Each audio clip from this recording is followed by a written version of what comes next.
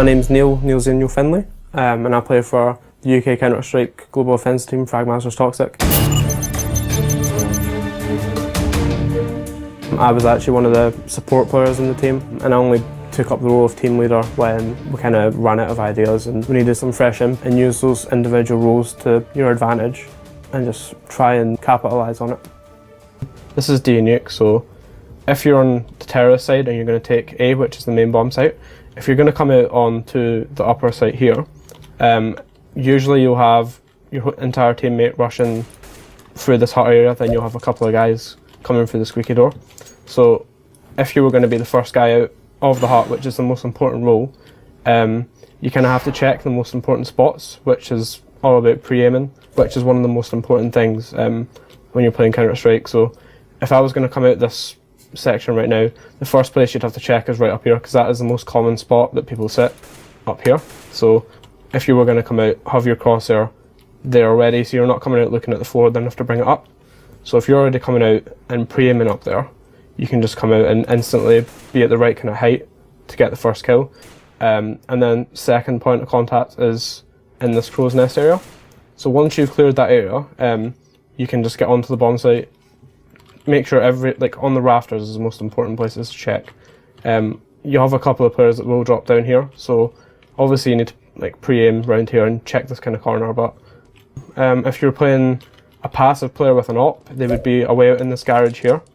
So if you were coming out, like I said, on the second row of coming out a squeaky door, you would try your best to try and get out of this area. You don't really want to face against an opper that's got long range with you and you've got an AK. So if you're going to hop through that door, if you know for a fact that he's going to be playing out there at long range, that is good, you can hop through the door.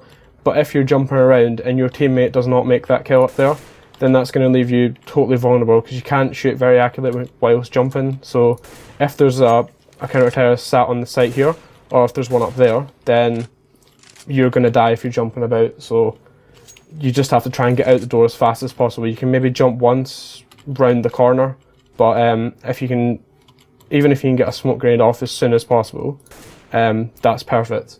What a lot of teams do, and what we do as a strategy, you can actually you can grenade out of the door. So you can have one guy sitting back here and chucking a grenade off that door and blowing it up, and then if you chuck a smoke grenade just through that gap there, that should land perfectly in this main area, so you can smoke that off before you guys are even out. So if you can set up strategies before and get that down to a T, you can time it perfectly. So as soon as that grenade goes off, the door is going to be open, and then half a second after that smoke grenade is going to be down. So you're covered completely from that area, and you can just get out, and you don't have to worry about your back really at all. You can do it with flashbangs as well, and it'll even blind the people up there that are coming onto the site. So yeah, that's ideal. If you can get that down, then it's a really good tactic to do.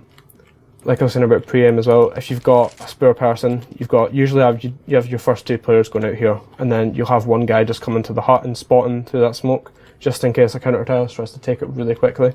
You can just sit there and hold it off. If you were a counter-terrorist and you were going to play more aggressive, a lot of players like to get into this spot here. So they'll just kind of wait behind the hut and just sit here, and then flashes coming through the skylights out there won't blind you at all.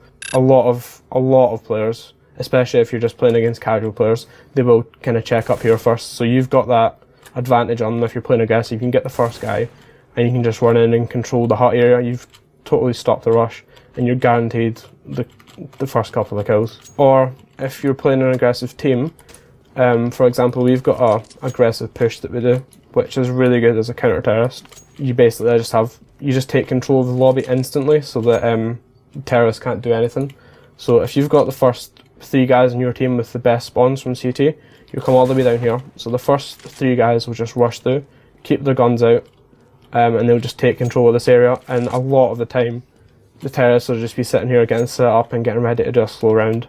And then you'll have your fourth member jumping down onto the site, just chucking a flashbang off this wall of the hut here, which will basically blind anyone in this area. So the usual default setup for terrorists, they'll just have a couple of guys coming in here, taking control of the ramp, and you'll have one person spotting here.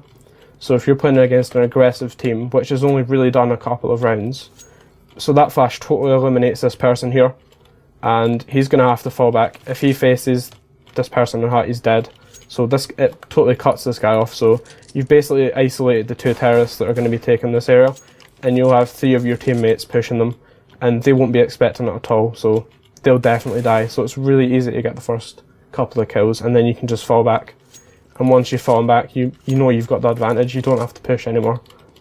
And then you'll have your 5th member just holding this outside area, so they can't flank you behind and get in, because that's the one area that's the flaw in the strat. So you have to have one person watching your back all the time. And once you've got that covered, it's pretty easy if you get the first 2 kills. So that would be my advice. If you want to do an aggressive round, do something like that. It's really good.